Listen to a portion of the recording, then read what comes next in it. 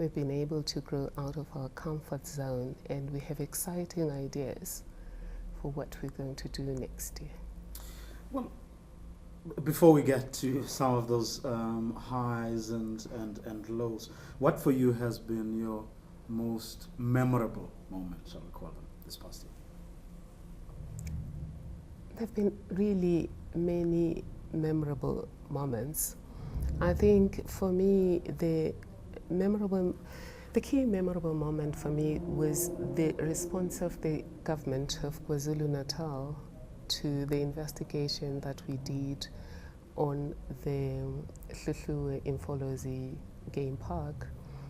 People were being eaten alive by animals. Their livestock had been eaten without compensation when it came to certain animals, and it's been a problem for years.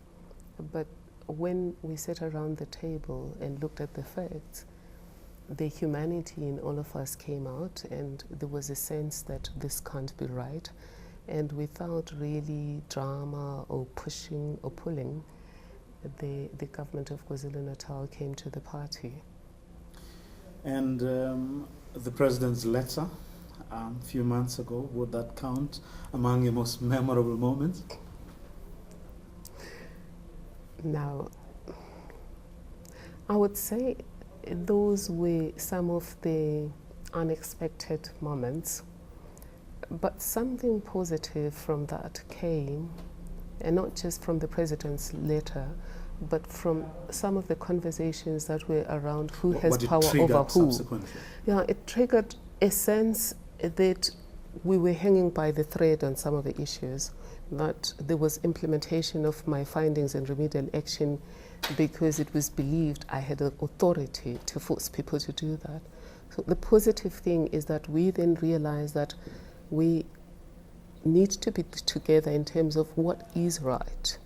What are the values that we should all be bound by in terms of how to look after people's resources and how to look after people's lives.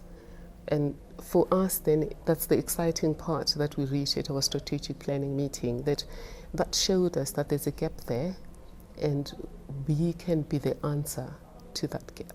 But are we any clearer or any wiser today than we were perhaps before that letter about, for example, that simple issue of whether your recommendation, the status of your recommendations, or is it something you're still pursuing through the courts? It is something we're pursuing through the courts. As I said today, we obviously respect the courts. However, the decision has left a lot of confusion, not only about what are the powers, but more importantly, what is the right thing to do for government to do when the people complain and I, as the public protector, makes a determination. In other countries, even when the ombudsman only has the power to recommend government acts, I've just been to the UK where I met with both my counterpart and the chairperson of the committee she reports to. The sense is it is government's duty to remedy injustice. And Section 195 of the Constitution says the same. Section 182, 166 says the same. And Batubili principle of redress says the same.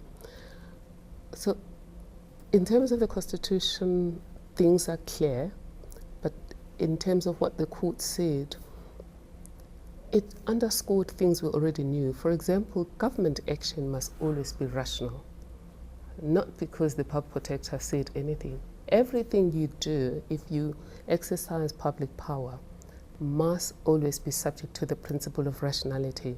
And that we were told long ago by S versus Makwani.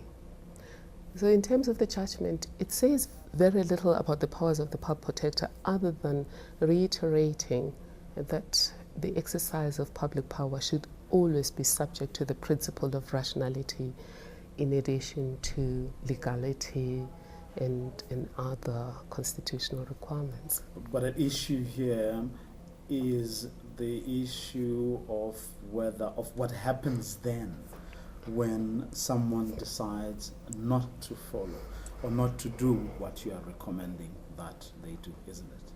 And if we take the High Court, the Mr. Motsoeneng issue, for example, it would then be up to the aggrieved person or somebody to actually then approach the courts.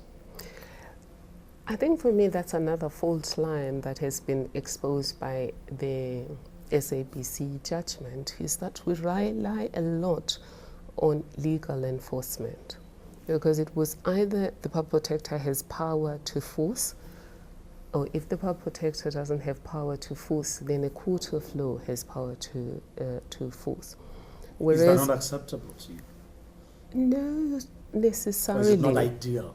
It's not ideal, because these institutions are created to support and strengthen constitutional democracy. And democracy is a participatory dialogue, whereas the judicialization of administrative improprieties would take that to the exclusive dialogue within the courts, which is sophisticated and obscure. You've just come out of your strategy session with your team.